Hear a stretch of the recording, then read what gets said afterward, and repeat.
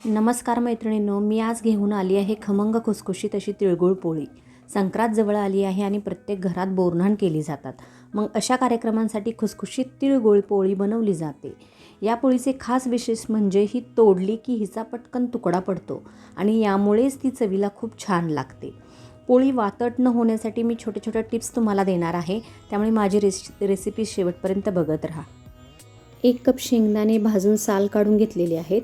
1 वाटी तीळ, हे तुम्ही देशी घ्या किंवा पॉलिशचे घ्या, कोणतेही चालतील. आणि 2 वाटी गूळ घेतलेला आहे. याच वाटीच्या मेजरमेंटमध्ये मी 2 वाट्या गूळ घेतलेला आहे. गूळ हा पिवळा घ्यायचा आहे, चिकीचा गूळ अजिबात वापरायचा नाही आहे.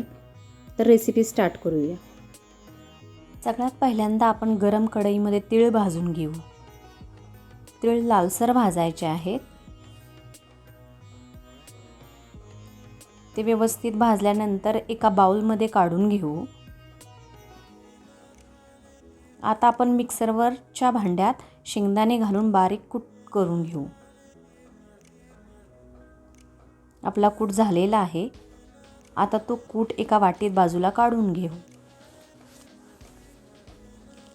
आता त्याच मिक्सरच्या भांड्यात तीळ बारीक करून घ्यायचे आहेत आणि ते तीळ एका मोठ्या बाउलमध्ये काढू.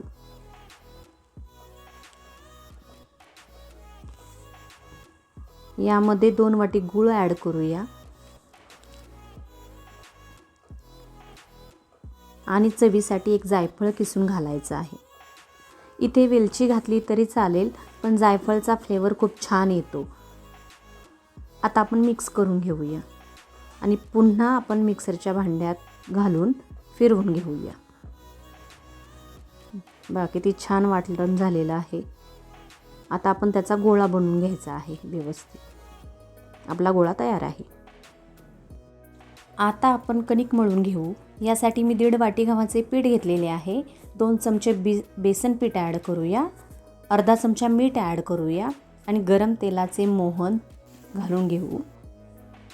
तेल सगळ्या पिठाला लावून घेऊ आणि थोडं थोडं पाणी घालून पीठ घट्टसर मळून घेऊ. मळलेल्या पिठाला तेलाचा हात लावून पुन्हा एकदा पीठ ठेवून देऊ. गुळपोळी तयार करण्यासाठी छोटा कणकेचा गोळा घ्यायचा आहे. व्यवस्थित गोल करून घ्यायचा आहे.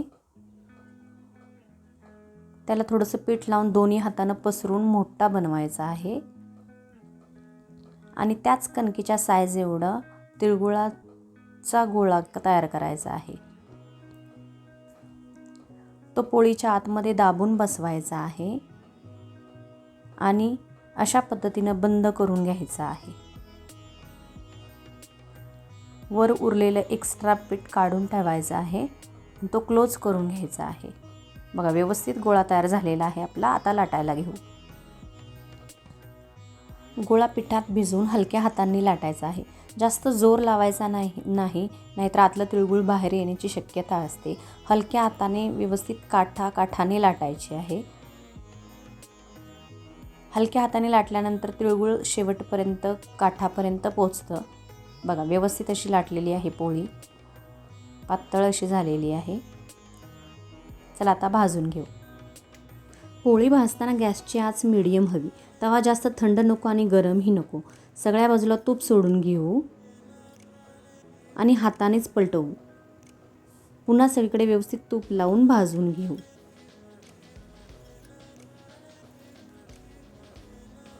बघा व्यवस्थित भाजलेली आहे.